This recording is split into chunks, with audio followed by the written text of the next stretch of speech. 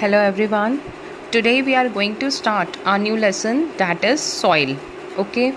So let's get started. Now what is soil? Soil क्या है? Soil is the loose mixture of organic and inorganic material that form the uppermost layer of the earth's crust. Soil जो है वो अर्थ की सबसे ऊपर की layer है, अपर मोस्ट लेयर है, और इसके अंदर ऑर्गेनिक मटेरियल भी होता है और इनऑर्गेनिक मटेरियल भी प्रेजेंट होता है.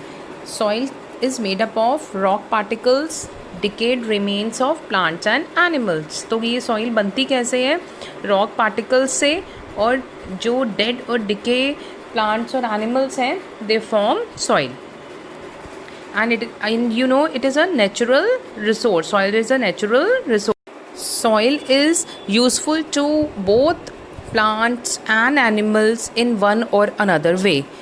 कोई भी living organism है, soil is very important. Soil hold roots of the plant tightly, okay? And it also provides nutrients to the plant. Soil provides nutrient to the plants, water, etc. Okay, and it is home for many insects, okay, small microorganisms and many others. Okay. Soil formation. Soil कैसे बनती है? Soil is formed by the breakdown of rocks over thousands of years by the process called weathering. क्या हुआ था? बहुत thousand years ago जो बड़े बड़े रॉक्स थे, they got broken down. How they got broken down? By the action of wind, water, rain, air, due to temperature, plants and animals, due to action of plants and animals. तो इन सब conditions की natural calamities की वजह से they got broken down and got converted into soil. Okay. And weathering is the very slow process and it take place continuously. Okay, that process of conversion of rocks into soil is known as weathering. Now there are three types of weathering: physical weathering, chemical weathering and biological weathering. Okay, now we will study them in detail. First is physical weathering. Physical name से ही पता चल रहा है कि कोई physical feature की वजह से सॉइल का फॉर्मेशन होना. It involves physical breakdown of rocks into particles by agents such as wind, water, change in temperature. It is also known as mechanical weathering. There is no change in chemical composition of the rock. Okay. First is wind. Wind जो है, strong wind, it causes rocks on slopes to roll, hit each other and break into fragments. अब सबसे पहला agent है wind. Wind क्या करता है? Strong they break them into fragments, and जो ये लूज पार्टिकल्स होते हैं they are carried away by wind. Next is water. Now what happen? Water it get collects in the rock. Okay, और rock में जो बीच में क्रैक्स होते हैं इसके बीच में कलेक्ट हो जाता है. Then water freezes and expands. Whenever water freezes it got expand and forces the crack to widen. धीरे धीरे वो वाइड होता जाता है crack. Then ice melts and contracts and water gets deeper into the crack again. And repeated expansion और contraction से what happen? The rock get split into two pieces. Next is changes in temperature. It can also bring breakdown of this rock. Okay, so the surface of rocks are warmed by the sunlight during day and they become cool at night. Okay, तो day में rock की surface hot हो जाती है और night में it becomes cool.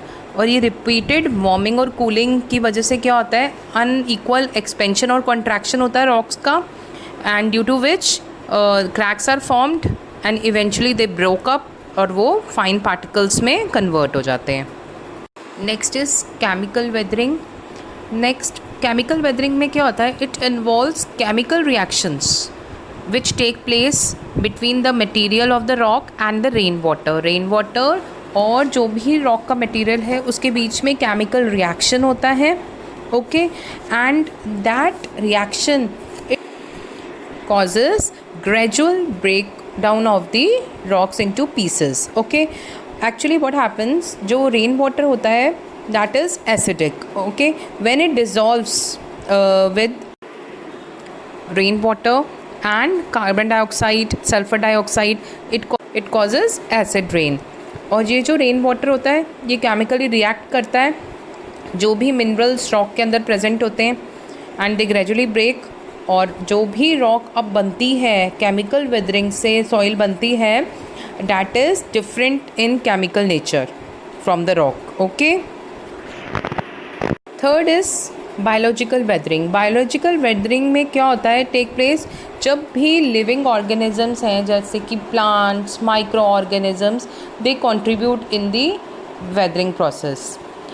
अब क्या होता है कि जो भी रूट्स हैं ट्रीज़ की या बरोइंग एनिमल्स होते हैं सॉइल के अंदर, they bring about this type of weathering, क्योंकि as the roots of trees and other plants they grow into the soil, they bring cracks in the rocks. They split the rocks into two parts and they break them into pieces. And some bacteria, lichens, they start living in the rocks and produce certain acids that react with the rocks, and they slowly they cause weathering. So now soil formation, it take place in three main stages. Stage 1 में क्या होता है, soil formation में parent rock जो होता है it get broken down into smaller size rocks bye the action of wind के action से, वाटर के एक्शन से, या चेंज इन टेम्परेचर की वजह से क्या होता है, the rocks they got broken down with the help of dead and decaying plants and animals. And second stage में क्या होता है, weathering continues to form smaller rocks, okay, and smaller rock particles. and इस stage में soil में जो dead plants या animals होते हैं they get converted into humus by the action of micro organisms.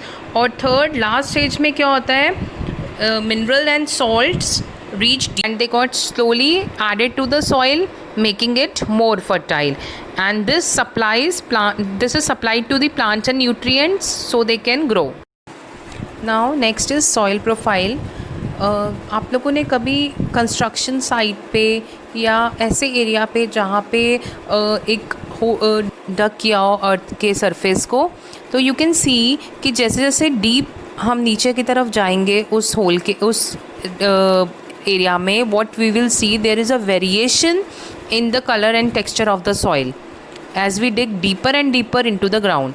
तो क्या होगा, vertical section of soil shows that its various layer, it is called soil profile.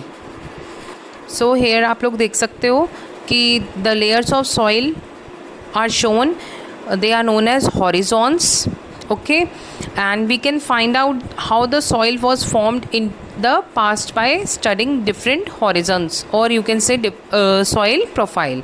The main horizons जो होते हैं they are, topmost में आता है O horizon, then A horizon, B horizon, C horizon and R horizon. Okay, first horizon is O horizon.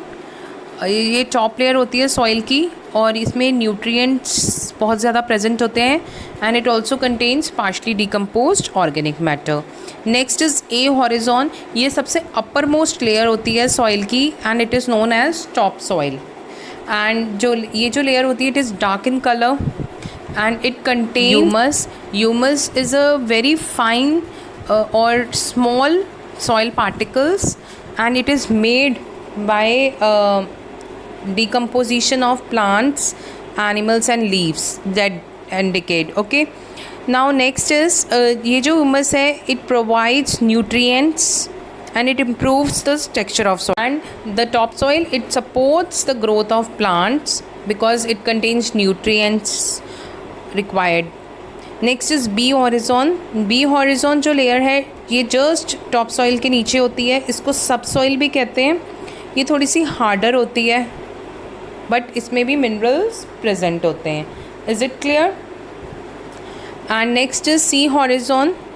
Sea horizon layer, it lies below the subsoil and it is made up of partially weathered rocks. Partially weathered rocks से बनी होती है and it with lots of cracks and rock के fragments are present. Okay.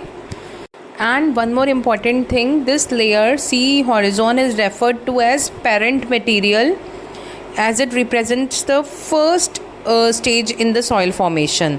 And जो roots हैं plants की, they do not penetrate in this layer. Next is R horizon. ये जो R horizon है, this is the lowermost layer of the soil. इसको bedrock भी कहते हैं.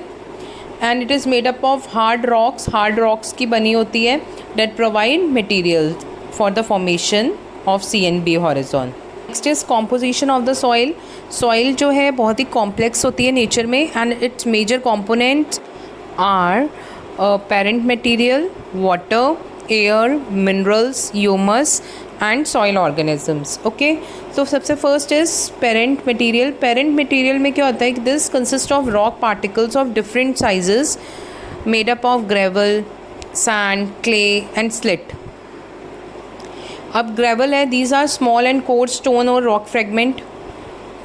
नेक्स्ट इज सैंड, ये कोर्स पार्टिकल्स होते हैं, बहुत ही स्मॉल साइज़ के होते हैं ग्रेवल से. Next is clay, they are very fine particles. And silt, they are medium size particles जो लार्जर देन क्ले होते हैं. Next is water. Water is retained in the spaces between the soil particles and the ability of soil to absorb water and retain water, कि कितना soil water को retain कर सकती है, absorb कर सकती है, उसको वाटर होल्डिंग कैपेसिटी कहते हैं. Next is air. एयर जो है that is present between the soil spaces between the soil particles and this air is used by roots of plants and soil dwelling organisms. मतलब plants जो हैं they use this air. Next is minerals. Minerals like sand, clay, these particles they consist of minerals such as silica, quartz, mica, oxides of calcium, potassium, and these minerals are derived from their parent rock. Next is humus. Humus जो है it is made up of dead and decaying plants, ठीक है, and they are rich in nutrients. They improve fertility of the soil. And it encourages the growth of useful microorganisms in the soil. Next is soil organisms. Soil contains millions of microorganisms like bacteria, fungi, and these microorganisms they decompose organic matter into humus. And other small animals like millipedes, earthworms, snails, they play an important role in maintaining soil quality. Next is types of soil. There are mainly 3 types of soil: sandy, clayey and loamy. One more important thing, this classification is based on the particle size of the soil. Okay, so first is sandy soil. Sandy soil it contains greater proportion of sand particles. इसके अंदर sand particles बहुत ज़्यादा proportion में होते हैं और clay वाला particle बहुत लिटिल होता है.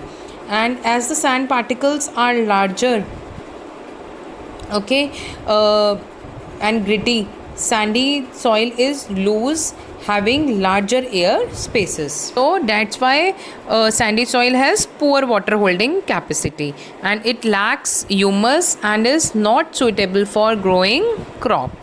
And it is mostly found in deserts, beaches, marshy areas. Okay. Next is clay soil. Clay soil में greater proportion में clay particles होते हैं, clay particles and very little sand particles. और जो clay particles होते हैं they are tightly packed, बहुत little air spaces होती हैं. So the clay soil is less porous than sandy soil and it retains and drains water quickly. And it has high water holding capacity and it get easily waterlogged also because इतनी ज़्यादा इसकी water holding capacity होती है and it do not allow plants to grow well. और जब बहुत ज़्यादा heavy rainfall होता है उसके बाद तो वाटर कलेक्ट ही हो जाता है और चोकिंग हो जाती है प्लांट्स रूट की, and finally leading to death of plants. Next is loamy soil. Loamy soil, it contains mixture of sand, clay, slate and it contains a lot of humus. सबसे fertile soil होती है loamy soil और सबसे ideal होती है for growing crops, and it retains water and allows the excess drain away, and it is also well aerated